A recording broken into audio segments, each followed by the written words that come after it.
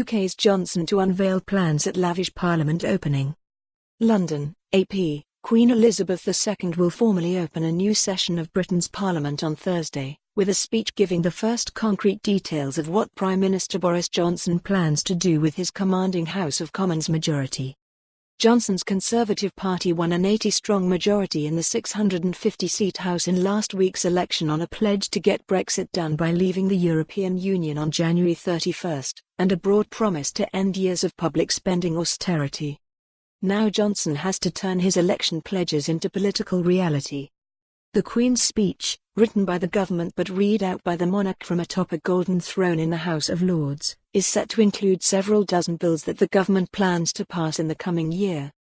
They range from a Brexit bill to take Britain out of the EU to commitments on healthcare, crime and infrastructure. The speech is the centrepiece of the state opening of Parliament, a blend of politics and pageantry that usually takes place about once a year. Britain saw its last state opening just 2 months ago, soon after Johnson took over as Prime Minister from Theresa May through a Conservative Party leadership contest and shortly before the early election that returned him to power. For the Queen's second visit this year, the pomp is being toned down. There will still be officials with titles like Black Rod and lords in ermine-trimmed robes.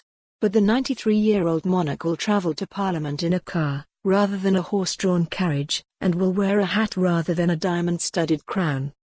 A central piece of legislation will be Johnson's Withdrawal Agreement Bill, the law needed to make Brexit a reality. It must become law before January 31 if Johnson is to stick to his timetable, and the government plans to hold the first significant vote on it Friday. The bill commits Britain to leaving the EU on January 31 and to concluding trade talks with the bloc by the end of 2020. Johnson insists he won't agree to any more delays, a vow that has set off alarm bells among businesses, who fear that means the country will face a no-deal Brexit at the start of 2021. Trade experts and EU officials say striking a free trade deal within 11 months will be a struggle. European Commission President Ursula von der Leyen on Wednesday called the timetable extremely challenging. Thursday's speech is also set to include a bill to overhaul Britain's immigration system after Brexit, when EU citizens will lose the automatic right to live and work in the UK. Beyond Brexit, there will be a law committing the government to spend more on the National Health Service, which has struggled to keep up with growing demand during a decade-long funding squeeze by previous Conservative governments. Johnson loves big infrastructure projects. For more on this story, visit the news article link.